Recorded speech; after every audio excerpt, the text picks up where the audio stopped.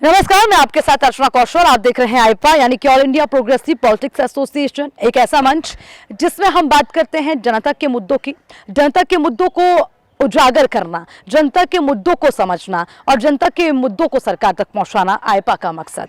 तो आज हम वीकेटी विधानसभा एक गांव में पहुंचे हैं और जहां पर लोगों से हम बातचीत करेंगे, लगातार उनसे समझेंगे कि कितना विकास हुआ, कौन कौन सी समस्याएं रह गई, किन किन समस्याओं पर ध्यान नहीं दिया जा रहा, क्या लोगों की समस्याएं हैं। क्योंकि देखिए, चुनावी माहौल है और चुनाव नजदीक है और हर किसी को अधिकार है अपने अपने मत का इस्तेमाल करना। और देखिए, उत्तर प्रदेश में 7 चरणों में चुनाव होंगे, इसीलिए हम समझ रहे हैं कि हर विधानसभा का क्या हाल है। तो यहाँ कुछ लोग हमारे साथ हैं, उनसे बातचीत करते हैं, क्या उनकी राय है अपने गांव के प्रति, उनसे समझेंगे। जी, सबसे पहले आपका नाम? जनार्दन यादव। जी, आप बताएं, इस वक्त इस गांव में आप बैठे हैं, मैं आपसे ये जानना चाहती हूँ कि पौने 5 साल का कार्यकाल बीत गया सरकार का, गांव के प्रति यहाँ के विधायक साहब ने कुछ काम किए हैं, कुछ विकास नजर आया गांव में? कुछ नहीं, जनता के बीच में कभी दिखाई नहीं दिए। तो काम नहीं आते, नहीं दिखाई नहीं देते, कोई काम भी नहीं किए हुए। इस क्षेत्र में काम नहीं हुआ है। तो विधायक तो आप ही ने उनको चुनकर बनाया होगा, तो आपकी समस्याओं पर ध्यान नहीं देते? चुनने के लिए हमने उनको नहीं चुना, लेकिन ये है कि अब आ गए। ठीक है। अच्छा, आप मुझे ये बताइए कि जब ये अभी चुनाव नजदीक आने वाले हैं, अभी विधायक साहब नजर आए चुनाव प्रचार के दौरान? तो नजर आते ही होंगे। अभी तो नहीं, अभी नहीं, अभी नहीं, अभी वक्त है, आएंगे। चलिए ठीक है, ये बताइए गांव में क्या क्या आपको ऐसी समस्याएं लगती हैं जिससे लोग सबसे ज्यादा परेशान हैं कि ये समस्याएं अगर हल हो जाती तो शायद गांव का भला। अब नगर निगम सीमा में ये आ गया है। पहले प्रधान रहते थे तो कोई भी समस्या गांव की जनता की होती थी तो प्रधान के पास लोग जाते थे, वहाँ निदान मिलता था। आज कोई ये अछूता हो गया है गांव इस समय, तो न कोई सुनने वाला है, न नगर निगम सुनता है, न ये प्रधान जी। तो खैर इसकी जिम्मेदारी खत्म है। हाँ, हमने आपके इस गांव के जो प्रधान है उनसे बात की थी, उन्होंने बताया था कि अभी पंचायत खत्म होने के बाद लोगों को बहुत सारी समस्याएं हो रही हैं। अगर नगर निगम के पास आप जाते हैं, जब वहाँ पे आप बातचीत करते हैं, रखते हैं, उसको लेकर कोई समस्याओं का निदान नहीं हो पाता? समस्याओं का निदान नहीं हो पा रहा है। नहीं। आप सहमत हैं इनकी बात से? सर, जानना चाहूँगी। जी, बताइए क्या क्या समस्याएं आ रही हैं? ना यहाँ पर नाली है, ना खड़ंजा, भी गांव के अंदर सब ऊर्जा पड़ा है, कोई काम में सुधार नहीं हो रहा। जी नहीं। पंचायतों को क्यों ऐसे खत्म कर दिया? क्या समस्याएं थी जब पंचायत के प्रधान अच्छे से काम कर रहे हैं? नगर निगम में आ गया ना क्षेत्र मैडम, इसीलिए प्रधान कार्यकाल खत्म। नहीं, प्रधान जी का समय खत्म हो गया था, टाइम नहीं, अभी नगर निगम के चुनाव होने में समय बाकी है। तो उससे पहले अगर पंचायतों को खत्म कर भी दिया गया तो कोई तो मुख्य होता जो कार्यकाल खत्म कर दिया गया। जी, इसकी वजह से समस्याएं बढ़ गई। जी। अभी गांव के लोगों की समस्याओं का कौन करता है हल? अभी इसमें कहीं सुनाई होनी हो रही, नगर निगम ना लिए, सब गांव जाके देखिए, खरंजा ऊपर ना पानी बह रहा है, कीचड़ हुआ रहा सब। रमेश जी, आप इसी गांव के रहने वाले हैं, क्या क्या समस्याएं देख रहे हैं? अरे यहाँ बहुत समस्याएं हैं सब। यहाँ पे अब न नाली साफ हो रही है, न कोई काम हो रहा है, सारा बंद पड़ा है। अभी तो नगर निगम में सबको रख दिया गया, तो और अच्छे से काम होना चाहिए था। नहीं हो रहा। नगर निगम नहीं आ रही है। नहीं आ रही है? नहीं आ रही, देख ही नहीं रहे हैं बिल्कुल। ना कुछ। अच्छा ठीक है, विधायक साहब आते हैं गाँव में? नहीं आते विधायक साहब नहीं। तो इस बार क्या चाहते हैं आप? बदलाव? अब सब बदलाव चाहते हैं, यही है कि अब बदल जाए सरकार तो ज़्यादा अच्छा है। और विधायक साहब बदल रहे हैं तो अच्छा है। हाँ। अच्छा, तब भला होगा गांव का। ठीक है, अभी चुनाव नजदीक है, तो किसको वोट देने वाले हैं? अब हम लोग तो यही करेंगे कि ये सपा आ जाए, समाजवादी पार्टी। पार्टी। चलिए, विचार है कि सरकार बदले। जी, आपका तो काफ़ी नाम सुना है हमने वैसे पहले भी, और पत्रकारिता की भूमिका में भी आप रखे हैं, लोगों की समस्याओं को बाखूबी आप जानते हैं। आपसे मैं जानना चाहूँगी, ज़मीनी स्तर पर क्या सच्चाई है गाँव की? ऐसा है, आपने अभी प्रधान जी से बात की है जी। बात करने के बाद आपने पता किया, बताइए 3 साल पहले जी। जिन गाँवों को जी। नगर निगम में शामिल कर दिया गया, पहले तो उनको पहले व्यवस्था करनी चाहिए थी कि वहाँ की कोई बॉडी है, ग्राम पंचायत संवैधानिक बॉडी है, अगर उसको हम ख़त्म करने जा रहे हैं तो वहाँ पे कोई ना कोई ऐसी वैकल्पिक व्यवस्था करनी चाहिए थी कि वहाँ की जनता को, ग्राम पंचायत की जो जनता है, उसके जो छोटे मोटे दैनिक कार्य होते हैं, जैसे जन्म प्रमाण पत्र हुआ, आधार कार्ड हुआ, सफाई व्यवस्था हुई, और छोटे मोटे काम जो दिन प्रतिदिन ग्राम प्रधान से पड़ते हैं, तो उन कामों के लिए कम से कम कोई एक वैकल्पिक व्यवस्था सरकार को करनी चाहिए थी। लेकिन 3 साल पहले कौन सी ऐसी मजबूरी आ गई जो 88 गांव को उन्होंने नगर निगम में शामिल कर दिया और ग्राम पंचायतों को भंग कर दिया। इसका सीधा सीधा असर ये है कि लोग सरकार से बेहद नाराज हैं, गांव के लोग, और लोगों ने अपनी आवाज़ बताई। यहाँ तक कि प्रधानों ने मुख्यमंत्री जी को, राज्यपाल महोदय को एक पत्र भी दिया कि ग्राम प्रधानी अगर आपको ख़त्म करना है तो इसके पहले कोई ना कोई वैकल्पिक व्यवस्था बनाई जाए। बिल्कुल ये तरीका होगा। हाँ, लेकिन उन्होंने कोई वैकल्पिक व्यवस्था नहीं बनाई, बल्कि यहाँ के जो विधायक जी थे उनसे भी एक पत्र दिया गया, सांसद महोदय को भी पत्र दिया गया कि ऐसी कोई व्यवस्था बना दी जाए। ये छोटी मोटी नहीं, 88 गांव मामला कोई छोटा मोटा नहीं है। बहुत बड़ी आबादी 88 गांव का, तकरीबन प्रधान जी ने हमने बताया था 40-50 हज़ार लोग 88 गांव के अंदर आते हैं। पिछले 3 सालों से मैं आपको बता दूं कि हम लोग पर डे किसी न किसी गांव की समस्या को उठाया है। गांव के लोगों का जो जीवन है बिल्कुल जैसे वो एक प्रकार से जैसे शहर की सीमा में होने के बाद भी उनका जीवन पूरी तरह नारकी हो गया है। आज उनकी कोई सुध लेने वाला ही नहीं बचा है। वो ग्राम प्रधान के पास जाए तो उनके अधिकार खत्म हो गए, अगर बगल के सभासद के पास जाए तो उनका क्षेत्र नहीं है। तो आखिर गांव के आदमी कहाँ जाए, गांव का आदमी कहाँ चले जाए, इस पे तो ध्यान देना चाहिए था। जिस समय ये निर्णय लिया गया, अगर निर्णय लिया गया था तो इन पहलुओं को विचार में कम से कम करके कोई व्यवस्था बनानी चाहिए थी। और विधायक साहब के बारे में क्या कहना है आपका? क्योंकि विधायक जी ऐसा है हमारे जो विधायक जी हैं बहुत अच्छे हैं। नौजवान विधायक जब चुन कर आए तो बड़ी अपेक्षा थी लोगों को कि ये ऐसा काम करेंगे कि जो है रिकॉर्ड तोड़ डालेंगे। लेकिन वो साल 2 साल में लोग आश्वासन देते गए और लोग आश्वासन लेते गए। आपने अभी लोगों से ही सुना ही है कि हमारे विधायक जी कितने अच्छे हैं। उनकी अच्छाइयाँ जो है पूरी तरीके से लोग जान चुके हैं। अब कोई और अच्छे विधायक की तलाश है उनको। जी, आज चाहते हैं कि बदलाव हो। बिल्कुल, लोगों की क्या समस्याएं हैं इनको ज़मीनी स्तर पर समझना ज़रूरी है। अभी देखिए 88 गांव का आपने जिक्र किया, यानी कि 50,000 लोगों की आबादी जो लावारिस हो गए। ना विधायक साहब का जो है अता पता, ना ही उनके लिए कोई दूसरी व्यवस्था की गई है। अभी समाधान क्या हो, क्या आप अपने विचार? अब समाधान तो जब नगर निगम का चुनाव हो जाएगा तब समाधान हो पाएगा। यानी 3 साल तक अब लोग समस्याओं से जूझ नहीं, अब तो 23 में चुनाव होना है नगर निगम का। अच्छा, ये पिछले 3 साल बीत चुके। अब 2023 में चुनाव होना है नगर निगम का। अब वार्ड बन जाएगा, सभासद बन जाएंगे, इसके बाद अपने अपने पार्षद बन जाएंगे। तो लोगों को लगने लगा कि हमारी स्थानीय जनप्रतिनिधि हमको मिल गया है। लेकिन इसके बीच का जो सफ़र रहा है, 3 साल पहले जो बीजेपी गवर्नमेंट को, बाबा जी को, योगी सरकार को ध्यान देना चाहिए था, उसने ध्यान नहीं दिया और ब्यूरोक्रेसी ने एक ऐसा निर्णय ले लिया जिसका खामियाजा सरकार को भुगतना पड़ेगा। बिल्कुल बिल्कुल। चलिए, यहाँ पे कुछ और लोग हैं, उनसे भी बातचीत करते हैं। आप मानते हैं अभी जो फैसला लिया है गांव के लोगों के लिए ये एक बहुत बड़ी मुश्किल पैदा कर दी, गांव को लावारिस कर दिया? बताइए क्या क्या कहना चाहते हैं आप सरकार से? सरकार से भी हम खेती करते हैं, खेती की समस्या बताते हैं। उन्होंने यूरिया 5 किलो कम कर दिया, कहीं ना खाद सस्ती कर दिया, और यूरिया हमारी 50 किलो मिलती थी उसको 45 किलो कर दिया। इस समय डीएपी लोगों ने पाया नहीं, बहुत लोग खेत नहीं बो पाए। और अन्य सरकारें थी जिससे कोई आपदा आ गई, पत्थर गिर गया, बाढ़ आ गई, तो वो फसल का नुकसान देती थी। हाँ, ये बीजेपी सरकार आई, कहीं बीमा कराओ तो मिलेगी, कौन किसान बीमा करा पाता? किसी को फसल का नुकसान मिलता ही नहीं। अन्य सरकार फसल का कोई आपदा आती थी सब नुकसान मिलता था। अब ये कहीं बीमा कराओ, बैंक में कौन बीमा कराने जाएगा? बैंक मैनेजर भगा देगा, आधे से ज़्यादा किसान अनपढ़ हैं, कहाँ बीमा करा पाएंगे? अच्छा, अन्य सरकारें थी कि जो कोई नुकसान हो जा रहा है उसका नुकसान देते रहने के पास लिख ले जाता था, प्रधान लिखा देते थे, उनको चेक या कैश मिलता था।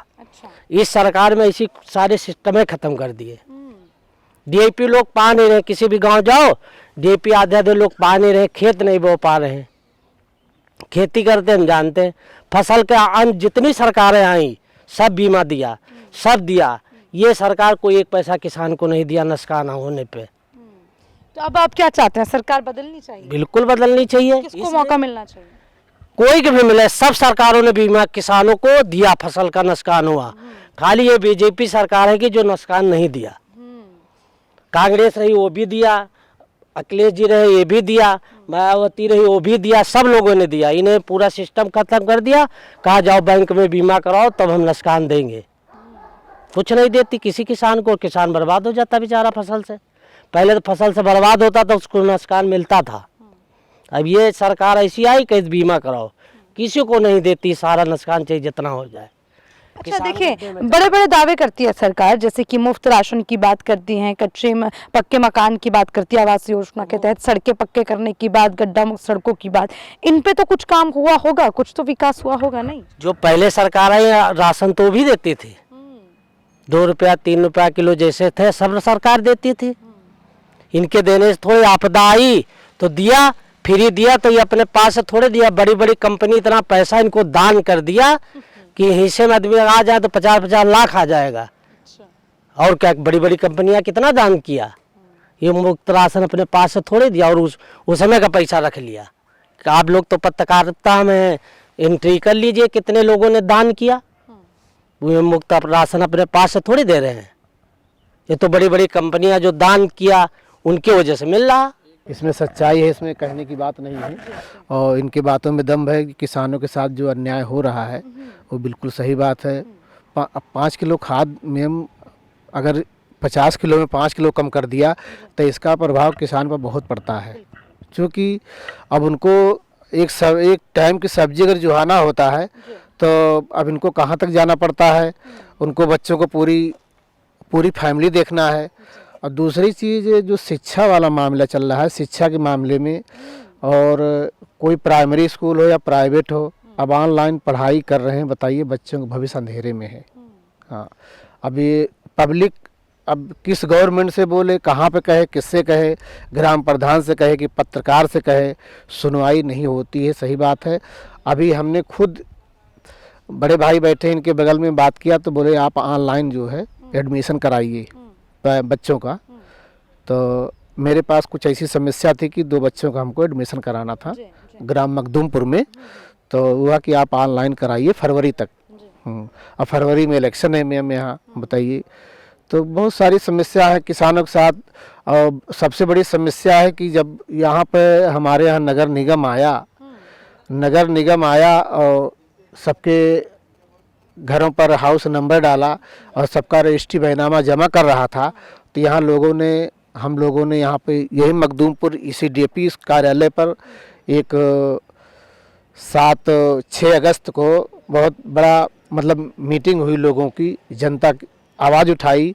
तब ये ज्ञापन मुख्यमंत्री को दिया गया और कि सरकार इस पर कुछ लोगों की बात सुनी जाए, आवाज़ सुनी जाए कि लोग कैसे इनका ये हाउस टैक्स कैसे जमा करेंगे। और वैकल्पिक पूर्व में कोई व्यवस्था भी नहीं की गई। और हमारे यहाँ ग्राम प्रधान जी जो अभी आपने सुना होगा कि 24 घंटे में 18 घंटे काम करते हैं ये। हाँ, लेकिन अब इस समय हाथ पांव इनके सब बंग हैं। अब ये क्या सहयोग कर सकते हैं बताइए। लोग जाते हैं, खड़े रहते हैं, बिड़गड़ाते हैं, कहते हैं। अब उसमें कोई फॉर्मेट भी दिया हुआ है तो उसमें फॉर्मेट कैसे पूरा होगा मैम। अब इसमें आचार संहिता भी लागू है, बहुत सी चीज़ें उसमें सामना करने पड़ रहा है लोगों को। अब इस समय मौसम भी बदल रहा है, बताइए, करवट ले रहा है। और रह गई विधायक, चाहे वो ग्राम पंचायत अध्यक्ष हो या विधायक हो, कोई यहाँ पर जनता के सुनने वाला कोई आवाज़ नहीं है मैम। बहुत बड़ी समस्या है जी। सब समस्या है बहुत बड़ी। आपने इनकी बातों को सुना है और मैं आपसे इस समय देखिए, पेट्रोल डीजल की जो बात है वो तो खैर हम करेंगे, लेकिन उससे पहले हम गांव की समस्याओं को समझना चाहते हैं। क्योंकि देखिए नेशनल मुद्दे हैं, उससे पहले हम थोड़ा ग्राउंड जीरो की बात करें।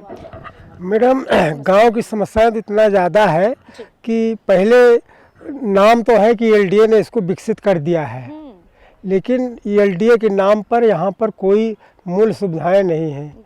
जैसे सीवर बह रहा है तो बह रहा है, किससे कहा जाए।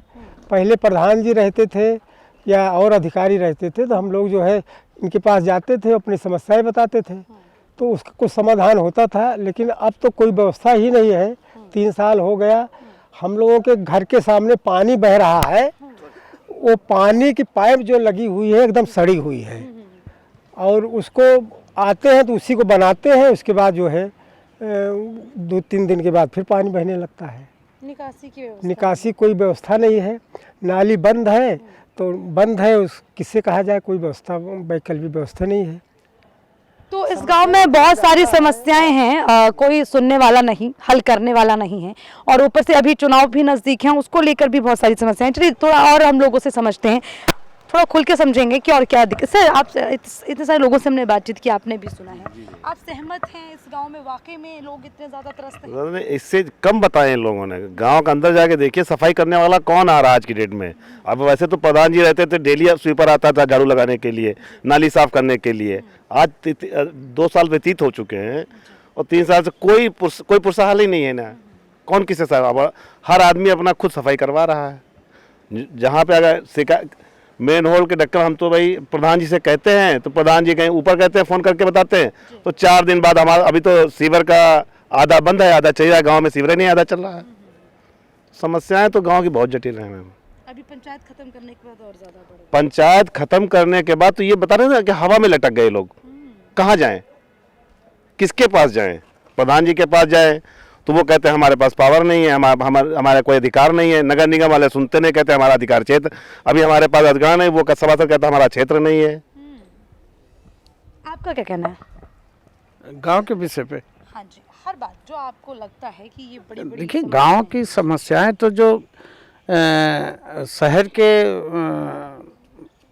सराउंडिंग गांव थे, उनका तो शहर की तरह विकास करना चाहिए था। बिल्कुल होना चाहिए था। सही जैसे उनकी 100 बीघे उस ग्राम सभा में 100 बीघे जमीन थी। अगर आवास विकास या एलडीए ने, सरकार ने अधिग्रहण कर लिया तो उसमें कम से कम 40% जमीन छोड़ना चाहिए था। जैसे आपका गेस्ट हाउस बनते, शादी करने के लिए शादी घर बनते, बच्चों के खेलने के लिए पार्क होते, स्कूल बनते। तो इन सबको जो बढ़ावा देने के लिए शहर में और गांव को मिला लिया, तो उसको चारों तरफ से बंद करके एकदम वैसा बना दिया कि ये गांव ही रहे और शहर में भाई बड़े बड़े प्लाट बने गांव के किनारे, लेकिन दोनों में इक्वल होना चाहिए ना। तो ये दूरियां बनाते गए, उनकी ज़मीनें ले लिया। ज़मीन लेने के बाद औरों को तो, आए हुए लोगों को तो विकास हुआ, लेकिन गांव का विकास नहीं कर रहे। अब रहा ये नगर निगम में आ गया, इसका प्रतिनिधित्व नगर निगम का सभासद करता है। अब नया जो सभासद का चुनाव होगा एक साल बाद होगा। जब 1 साल बाद होगा तो इसका प्रतिनिधित्व करने के लिए सभासद मिलेगा। कह रहे स्कूल ही नहीं खुल रहा है, कहाँ जाए? वो उनसे बताओ कि ऑनलाइन पढ़ाई हो रही, तो ऑनलाइन का होता है। आज भी हिंदुस्तान में या उत्तर प्रदेश की जनता में गाँव की जो आबादी है वो इतना शिक्षित नहीं है, अभी आगे बढ़ी। अभी मोबाइल तो 10 साल पहले आए, मेरे पास भी आए 10 साल पहले, लेकिन हमारे पास तो 10 साल पहले आया है। अभी उस जो हमसे नीचे है, जो बिल्कुल खड्ड में, वो 20 साल बाद मोबाइल चलाना जानेगा। अभी ऐसी भी आबादी है, तो इनके लिए भी करना चाहिए। तो इसमें जो अखिलेश जी का विजन है वो बहुत आगे है। योगी जी को फेल मान रहे, आप किसको पास किसको पास करने वाले हैं? हम तो अखिलेश जी को पास करने वाले हैं। उनका विजन है वो जमीनी स्तर से आगे बढ़ाने का। इनका विजन कुछ नहीं, ये 2 किलो 5 किलो राशन बांट दो, फ्री में वोट ले लो, ये थोड़ा ना होता है। आप रोजगार से वंचित सबको कर दिया। कह रहे हो हमने रोजगार दिया 20 लाख 50 लाख, क्या रोजगार दिया? अच्छा, जो शिक्षकों की 2 4 10 20 हज़ार भर्तियां हुई, तो किस स्कूल में बच्चे पढ़ रहे? सब स्कूल बंद पड़े, टीचरों को कोई भरोसा नहीं। सारे स्कूल जितने मंत्री और बड़े बड़े विधायक उनके स्कूल है, वो प्राइवेट है, उसमें बच्चे पढ़ने जाते हैं, लेकिन सरकारी स्कूल में बच्चे नहीं पढ़ने जाते। वो बराबर का दर्जा देने नहीं चाहते कि ये छोटे घरों के बच्चे पढ़ें। ये व्यवस्था रहे 100 और 10 वाली। 100 वाले में गरीब का बच्चा जा नहीं पाएगा, हमारा बच्चा वहाँ अमेरिका तक चला जाएगा। तो इनको पीछे रहने तो नौकरी भी नहीं मांगेगी, और नौकरियाँ तो वैसे इनके गवर्नमेंट में सब खत्म हो गई, 100% खत्म हो गई। खत्म हो गया। सरकारी डिपार्टमेंट में मैं भी रहा हूँ, जहाँ जिस ऑफिस में 100 कर्मचारी का स्ट्रेंथ था, वहाँ 10 लोग बचा होगा, 90 रिटायर हो गया होगा। उस 90 के स्थान पर नई भर्तियाँ 0 हैं, हो ही नहीं रही 5 साल से, एक भी भर्ती नहीं हुई। और हुई भी है तो वो संविदा पे 5,000 वाला, एक उसी के बगल में बैठ के 2 लाख पा रहा हो, 5,000 वाला दिन भर उसके साथ बराबर काम करता है। 5,000 वाला दिल खुश रहेगा उसका, और उस पर डांट भी पड़ती है कि तुम हटके मत जाना। 2 लाख वाला तो हजरत भी घुमाता है। लेकिन ये समान की दूरियां बनाते रहो और राज करते रहो, इनका योगी और बीजेपी का काम है बस। अच्छा, तो आप इनकी बात से सहमत हैं? बहुत सारी बातें इन्होंने कही हैं। जी जी, क्या मानना है, ये कमियां रही हैं सरकार में? सरकार में बहुत सारी कमियां रही हैं सर। मेरा नाम सुशील पांडे है और मैं एक शिक्षक हूँ, बैंकिंग एसएससी की तैयारी करवाता हूँ। पिछले 3 सालों से बीच बीच में कोरोना आ जा रहा है, और जब भी कोचिंगें खुल रही हैं तो फिर पेपर लीक हो जाता है, पेपर कैंसिल हो जाता है। फिर हमारे जो गाँवों का और गरीबों का बच्चा जो यहाँ किराए पे लेकर रह रहा है, 3,000 किराया देता है और 3,000 अपने खाने पीने का 6-7 हज़ार बैठता है, तो फिर वो आगे पढ़ाई कैसे करे? 3 साल से उसके फादर जो हैं लाख 1.5 लाख रुपए सिर्फ कोचिंग के लिए इन्वेस्ट कर रहे हैं, और पेपर कोई करा ही नहीं पा रहे हैं, नौकरी मिल नहीं पा रही। इससे हताशा हो रही, निराशा हो रही है। टीचिंग वर्ग में हम लोगों को जब एक बार वो पैसा दे दिया तो उसी को 3 साल तक पढ़ाना है, दोबारा पैसा मिलना नहीं है। भाई उन्हीं की नहीं पूरी हो रही है जो हमने कोर्स करवाने के लिए सोचा है। तो ये बेरोज़गारी के मामले में बीजेपी के पास कोई विज़न नहीं है, कोई विचारधारा नहीं कि कैसे लोगों को रोज़गार देंगे, और रोज़गार पे ही हमारी अगली पीढ़ी है। हमारे बच्चे और वगैरह कैसे उनको हम आगे पढ़ा पाएंगे या उनका विकास कर पाएंगे जब हमारा खुद का रोज़गार नहीं चल रहा है, तो कैसे दिमाग काम करेगा? तो सबसे बड़ी समस्या हमारे सामने हमारे लिए तो बेरोज़गारी ही है, और बीजेपी के पास कोई इसका विज़न नहीं कि कैसे क्या करे। दूसरी बात, अभी मेरी माँ जी बीमार थी और हॉस्पिटल गई लोहिया में दिखाने के लिए, तो एक दिन तो उनको कहा कोरोना की जांच करानी है। तो कोरोना की जांच कराने में एक लाइन नहीं लगती है, वहाँ 1 विंडो नहीं है। एक बार आप अपना आधार कार्ड दिखाइए, दूसरी जगह उसकी आप जांच कराइए, जा करके टेम्परेचर चेक कराइए, फिर तीसरी जगह परमिशन मिलेगा। 3 जगह लाइन लगा करके आदमी इतना थक के चला जाता है, घर चला जाता है, और फिर दूसरे दिन उसकी हिम्मत नहीं होती जाने की, बीमारी और बढ़ती जाती है। इसका भी गवर्नमेंट के पास कोई प्लान नहीं है। स्वास्थ्य व्यवस्था के लिए भी कोई प्लान नहीं कि ये आएगा तो कैसे लोगों को संभालेंगे, हम लोगों को और बीमार करेंगे कि उनकी समस्या को सॉल्व करेंगे। तो बहुत सारी समस्याएं लोगों ने बताई हैं जो कि हमने समझा है, और इसमें जो है मूलभूत सुविधाएं, शिक्षा, महंगाई, तमाम चीज़ों को लेकर बातचीत की गई है।